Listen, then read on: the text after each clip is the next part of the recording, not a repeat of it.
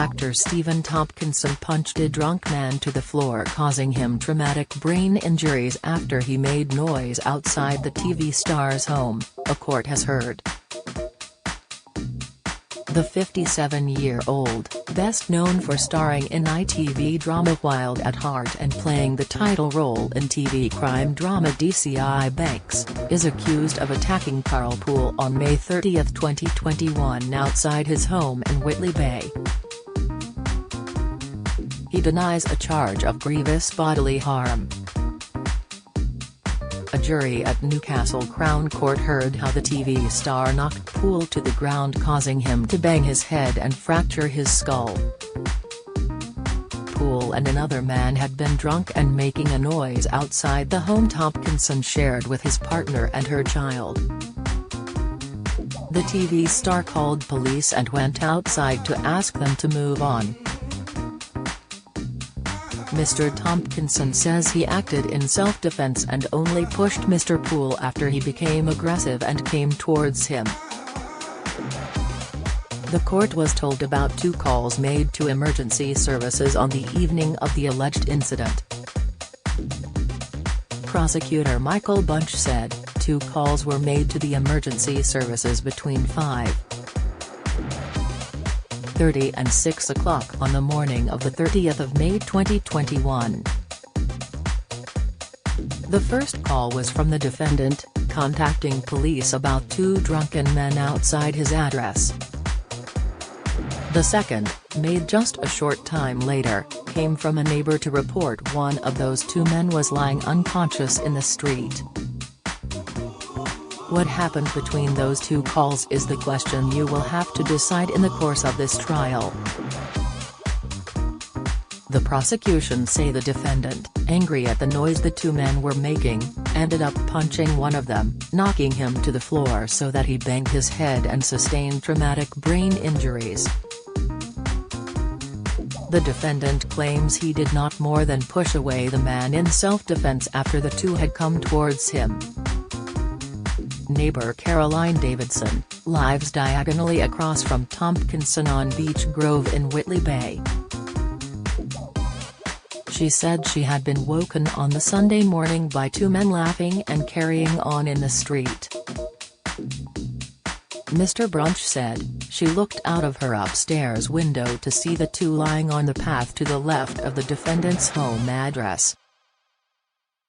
She could see that one of them, Mr. Poole, had on only his underpants, with a towel lying on the path next to him. Mr. Hall had on a t-shirt and shorts. Content that they were simply carrying on. Mrs. Davidson went back to bed. However, around 5 minutes later she was further disturbed, hearing another voice outside.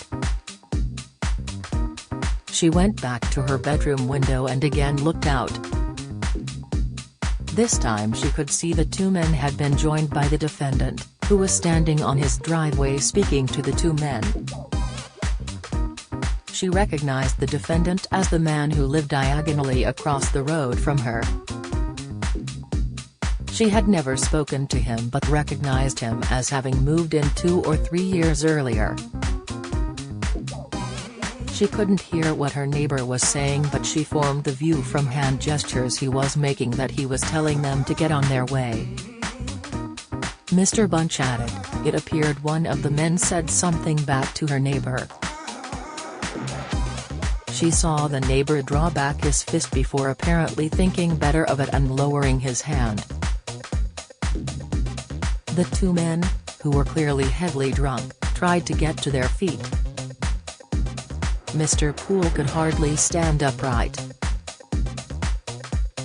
Mr. Hall had to help him keep his feet. The 2 made their way a short distance before stopping, possibly because the defendant had said something further to them.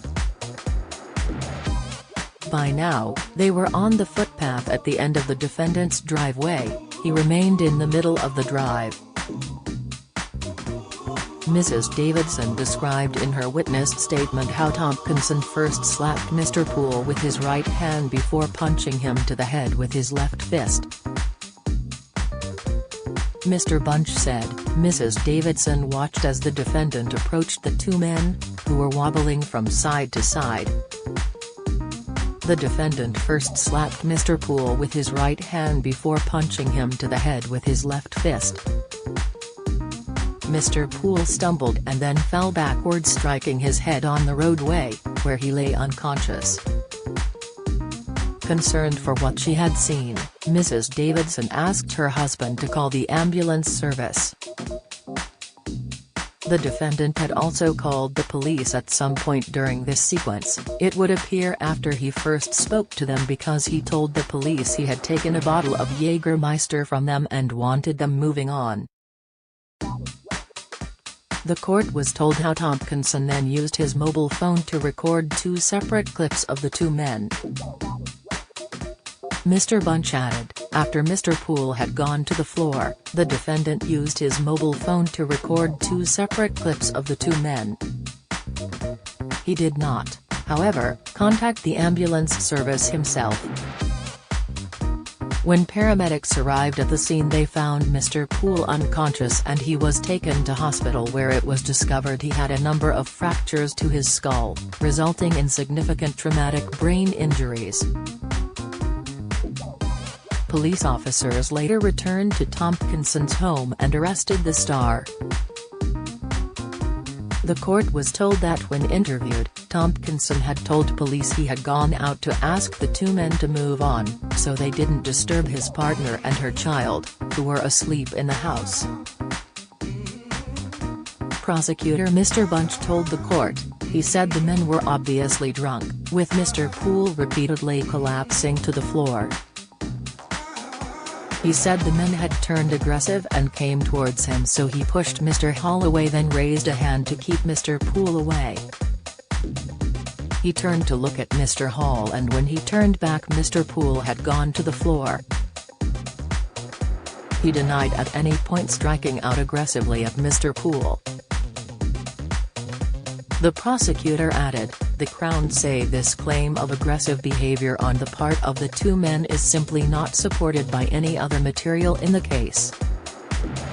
Caroline Davidson, who has no axe to grind, describes no such behavior on the part of the pair. The prosecution say the truth is the defendant's story is nothing more than a weak attempt by him to deflect blame onto others for what were his wholly unjustified aggressive actions towards Mr. Poole.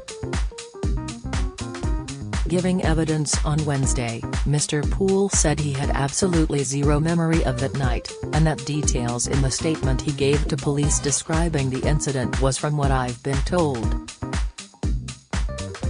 Nicholas Lumley KC, defending Tompkinson, told him, I'm going to suggest you fell as a result of a simple push, and since that event you have exaggerated what happened that day. Mr. Poole confirmed he had made a compensation claim through the Criminal Injuries Compensation Authority. In the call made by Tompkinson to police, played in court, he said he had two incapable drunks outside his house and that one of them was just in his underwear. I've asked them to move. They can't move, he told the call handler. The next witness to give evidence was Mr. Poole's friend Andrew Hall, who explained the pair met up after the Champions League final for a catch-up, with Mr. Poole visiting his home. Mr. Hall says they headed to the beach around 4 a.m. to watch the sunrise and they ended up going into the sea. They then headed back, with Mr. Poole just in his underpants and a towel. Mr. Hall said as they headed home he became aware of a commotion and heard some shouting. He said, Carl and Emil were standing at the end of a driveway conversing loudly, adding they were within a meter of each other. Mr. Hall went on, they were both gesturing. The only thing I can remember was I tried to calm the situation down. I said to the male, I'm a social worker, can we calm down, I will sort it out. Mr. Tompkinson denies the charge. The case has been adjourned until tomorrow as the trial continues.